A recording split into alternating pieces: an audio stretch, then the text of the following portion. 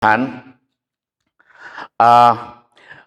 banyak kali saya sampaikan begini, setiap saat kita ini harus membuat keputusan. Setiap saat kita harus membuat keputusan. Nah, bukan cuma setiap saat, tetapi juga setiap saat itu adalah kesempatan. Kesempatan. Tiap saat kita masih hidup, itu kesempatan. Kesempatan buat kita. Jadi harus bikin keputusan benar. Amin. Harus bikin keputusan benar. Nah, bagaimana caranya kita bikin keputusan benar? Kita harus diajar atau membaca, merenungkan yang benar. Itu sebabnya saya katakan hati-hati untuk ikuti banyak hal yang ada di media sosial. Ada khotbah yang menggelegar dan begitu enak didengar. Satu kali datang sama Tuhan, utang lunas, penyakit hilang dan seterusnya. Itu kita lihat sekarang bukan hal yang salah, tetapi kalau semata-mata itu kita bisa salah. Karena kita lihat di seluruh Alkitab, bukan begitu janjinya. Bukan begitu saja. Bukan begitu saja. Jadi hati-hati. Hati-hati supaya kita bisa membuat keputusan benar dari detik ke detik dalam hidup ini. Amin. Nah, pagi hari ini kita mau melihat mengenai tiap saat dalam hidup kita itu waktu. Itu waktu dan kesempatan yang Tuhan berikan kepada kita, dan setiap waktu dan kesempatan itu kita harus bikin keputusan. Caranya kita bikin keputusan itu artinya kita menggunakan waktu. Kita lihat dulu, ini saya lupa taruh ayatnya. Efesus pasal 5 ayat yang ke-15 katakan, karena itu perhatikanlah dengan saksama bagaimana kamu hidup. Janganlah seperti orang bebal, tetapi seperti orang arif. Baca sama-sama ayat 16. Dan pergunakan waktu yang ada, karena hari-hari ini adalah jahat. Hari-hari ini sukar. Hari-hari ini dikatakan jahat itu adalah terlalu menonjol, itu hal yang buruk, hal yang jahat, dan itu dapat menekan hidup kita untuk membuat keputusan yang benar.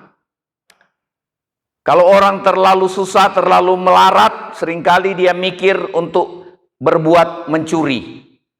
Tapi kalau dia takut sama Tuhan, dia bikin keputusan benar. Ketika dia dalam kesukaran, dalam kemelaratan, dia datang berserah kepada Tuhan. Tuhan, engkau mampu adakan, kalau enggak, kalau mau mati karena kelaparan ini, jadilah kehendakmu. Itu iman.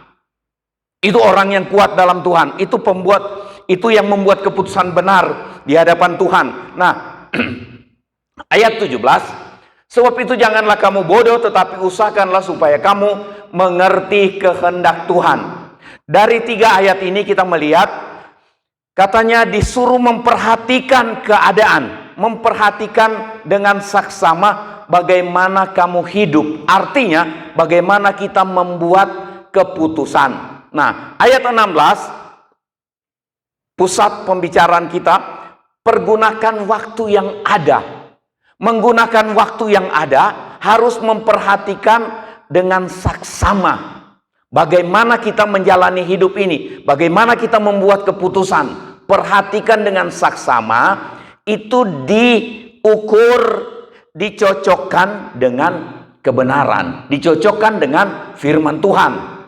Jadi waktu kita menggunakan waktu yang ada, kita perhatikan bagaimana kita hidup, bagaimana caranya kita hidup menggunakan waktu yang ada. Dan katanya ayat yang ke-17, usahakanlah supaya kamu mengerti, supaya mengerti kehendak Tuhan. Kan kita ingat toh ayatnya, Yang masuk ke dalam sorga bukan orang yang berseru kepada Tuhan Yesus, Tuhan, Tuhan, tetapi orang yang melakukan kehendak Bapa di sorga. Jadi usahakanlah, berjuanglah, mengupayakan supaya kamu mengerti kehendak Tuhan. Waktu kita mengerti kehendak Tuhan, kita akan menggunakan waktu yang ada dengan cara yang benar. Tujuan ujung adalah keselamatan, bukan jadi kaya. Jadi kaya tidak salah, tetapi tujuan ujung kita keselamatan. Itu yang ada di hati pikiran kita tiap-tiap hari. Nah, pergunakan waktu yang ada. Kita lihat catatannya begini. Kita hidup sampai saat ini adalah kesempatan yang Tuhan beri untuk menggenapi rencana Tuhan bagi hidup kita masing-masing. Jadi kita harus ingat tiap hari bahwa hidup saya ini, saya masih hidup adalah kesempatan yang Tuhan beri untuk kita menggenapi rencana Tuhan. Tuhan punya rencana buat kita masing-masing. Dan rencana Tuhan itu indah. Walaupun melewati hal yang tidak indah, itu persoalannya. Jadi rencana Tuhan buat kita indah. Rencana Tuhan buat kita terbaik. Rencana Tuhan yang terbaik yang kita sangat tahu adalah keselamatan kita. Amin. Jadi tiap saat Tuhan tuntun kita untuk membuat keputusan supaya kita terus melangkah dalam keselamatan. Jangan sampai fokus kita ke kaya, tapi fokus kita berjuang kerja jadi kaya silahkan, tetapi tujuan ujung dari hari ke hari yang kita ingat adalah harus keselamatan. Buat apa kita hidup di dunia? Kita bisa kumpulkan separuh dunia ini atau seluruh kekayaan dunia ini jadi milik kita, kemudian kita binasa.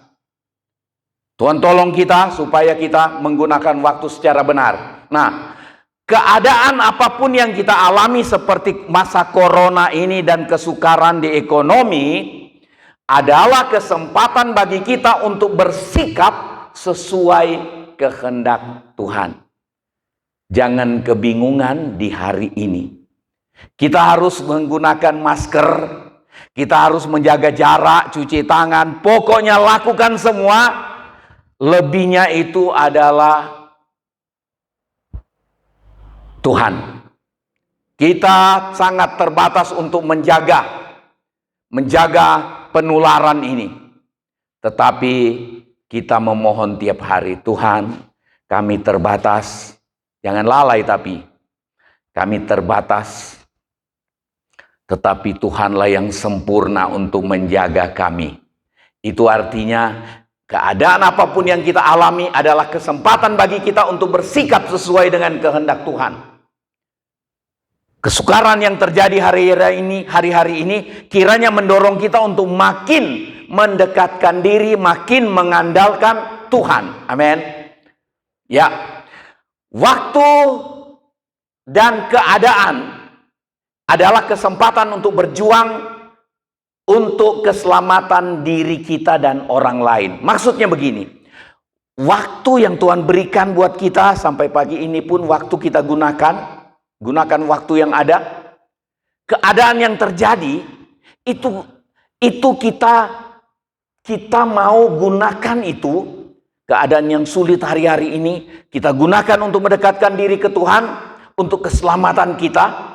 Tetapi juga kita gunakan keadaan, waktu dan keadaan yang terjadi sekarang untuk menguatkan orang lain supaya mendekatkan diri dengan Tuhan. Itu maksudnya.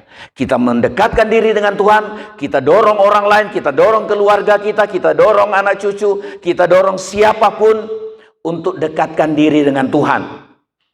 Jadi kita selamat, orang lain selamat. Amin. Nah, yang pertama kita lihat di ayat-ayat yang kita sudah baca tadi untuk kita renungkan. Yang pertama, gunakan waktu, kesempatan untuk memperhatikan keselamatan diri. Tadi saya sudah singgung, gunakan untuk memperhatikan keselamatan diri kita. Setiap saat kita bangun, kita tahu kalau Tuhan masih kasih kesempatan kita hidup, kita ada di tengah-tengah keadaan ekonomi yang jadi sulit, keadaan kesehatan yang terus terancam tiap-tiap hari, kita gunakan ini kesempatan untuk dekatkan diri dengan Tuhan. Tujuannya bukan supaya Tuhan semata-mata supaya Tuhan memberkati kita di tengah-tengah kesulitan ekonomi, supaya Tuhan menjaga kesehatan kita. Bukan semata-mata itu. Itu penting, kita harus berdoa untuk itu.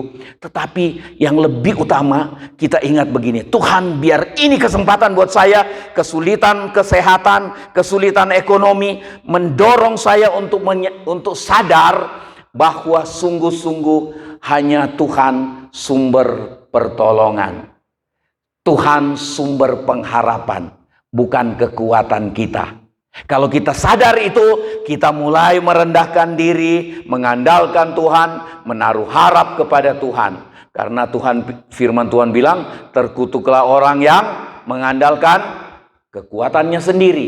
Banyak kali kita tidak sadar, kita andalkan kekuatan sendiri.